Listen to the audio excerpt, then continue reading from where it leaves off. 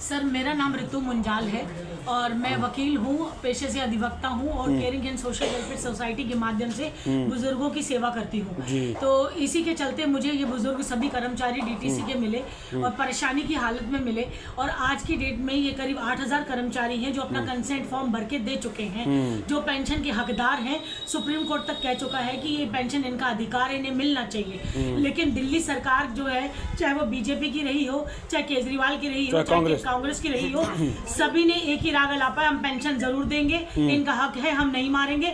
लेकिन कब देंगे ये कोई क्लियर। इसमें अब तक तो बहुत से लोग गुजर गए होंगे सर, आप बिलीव नहीं करेंगे, 4 साल तो मुझे इसमें लगे हुए हो गए। 12000 कर्मचारी फाइंड आउट हुए थे शुरू में, जब 650 करोड़ रुपए रिलीज किए थे फाइनेंस मिनिस्ट्री से कि इनको पेंशन दे दी जाए। लेकिन उसके बावजूद भी ये लटकाते रहे मामला। केजरीवाल साहब की सरकार में हम जब भी जाते थे पेंशन की मांग करने या हम ट्रांसपोर्ट मिनिस्टर से कहते थे तो हमें एक ही जवाब मिलता था कि वोट तो आप बीजेपी को दोगे, पेंशन हम देंगे। तो इनकी आपसी अपनी रंजिश चलती रही। ट्रांसपोर्ट मिनिस्ट्री आपसी क्या, ये आपस में मिलके ही हो सकता है घपला कर रहा हूँ। मेरा ये कहना है कि जो 4 साल आप कह रहे हैं काम किया, तो इन 4 सालों में क्या कुछ लोग गुजर गए? कितने लोग गुजर गए? बिल्कुल सर, आज की डेट में सिर्फ 8000 कर्मचारी, 4000 लोग गुजर गए। 4000 लोग दुनिया से जा चुके हैं। 12000 कर्मचारी पहले थे, अब 8000 रह गए। अब 8 में से भी इन्होंने फॉर्म भरवाया था, जो 2022 और 23 में जो सर्कुलर निकाला, ये जो अपना कंसेंट फॉर्म भरवाए थे, उसके बावजूद भी अब ये आंटी जो आपके सामने खड़ी है, पुष्पा जी, इनके हस्बैंड है, वो गुजर चुके हैं।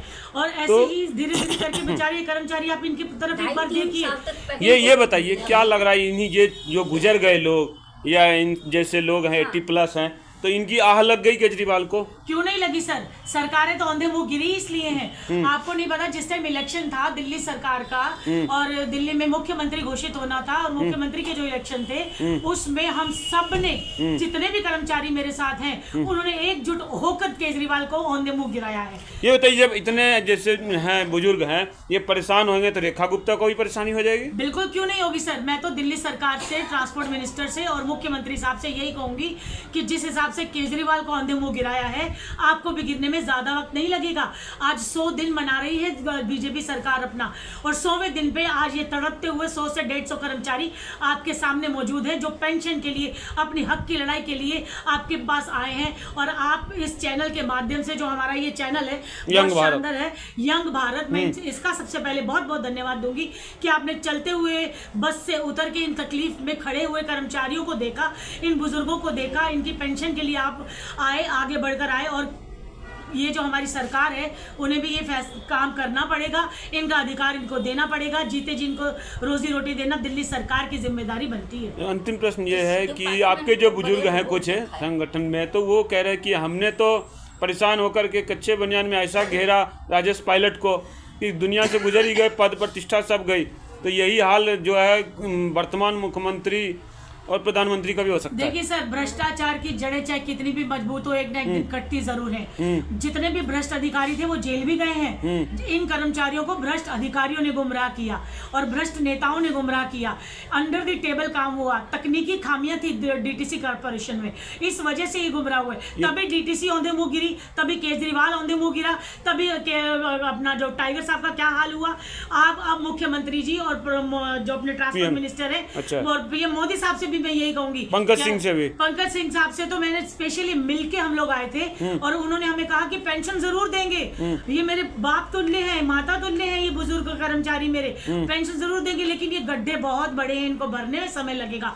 तो इन शब्दों का उच्चारण ना करके रातों रात इनके खाते में पेंशन डाल देनी चाहिए। 650 करोड़ का क्या हुआ सर? वो पैसा पता नहीं कहाँ है। अब आप देखिए, गोलमोल खत्म। बिल्कुल खबरों में आया बड़ा बड़ा कि 650 करोड़ रुपए फाइनेंस मिनिस्ट्री से रिलीज कर दिए गए हैं और वो डीटीसी के जो वीआरएस लेकर रिटायर हुए कर्मचारी थे उनके लिए करे गए हैं। और जो कर्मचारी पूरी रिटायरमेंट के बाद पेंशन नहीं ले पा रहे हैं, किसी को ईपीएस में धकेल देते हैं, किसी को नॉन ऑप्टेड कर देते हैं, तो ये सारे फंड और वो पैसा कहाँ गया, ये हमारे कैलाश गहलोत साहब बताएंगे। तो ये बताइए अब क्या कीजिएगा? गुप्ता जी तो मिलने का समय नहीं दे रहे आपको। सर, मैडम सीएम साहब से हम खुद मिलकर आए थे। अच्छा। उन्होंने हमें सचिवालय में बुलाने का भी वादा किया कि मैं आपको बहुत जल्दी बुलाती हूँ। फिर मैंने उनको जब मेल लिखी तो उनके जो एक फॉर्मेट रिपोर्ट आता है कि उसमें ये कह दिया गया कि हर शेड्यूल इज बिजी, अभी वो नहीं मिल पा रही है। अच्छा जी। तो मजबूर होकर, क्योंकि ट्रांसपोर्ट मिनिस्टर ने भी बहाने बनाए, मुख्यमंत्री ने बहाने बनाए, किसी सरकार ने नहीं सुनी, कोर्ट में तारीख पे तारीख लग रही है, मजबूर होकर हमें सड़क पे उतरना पड़ा।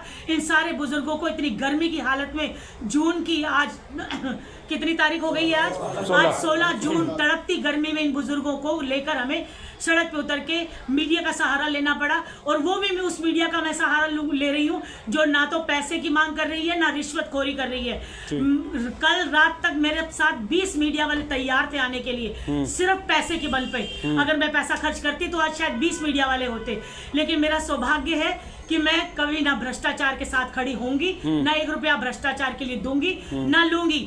और इसलिए आज जो ये यंग भारत चैनल है, मैं इसका तहे दिल से शुक्रिया अदा करूंगी कि बिना रिश्वत, बिना पैसे की डिमांड पे आप हमारे इन बुजुर्गों की आवाज को बुलंद करेंगे, ऊपर उठाएंगे, और इनका पेंशन का हक इनको जरूर मिलेगा।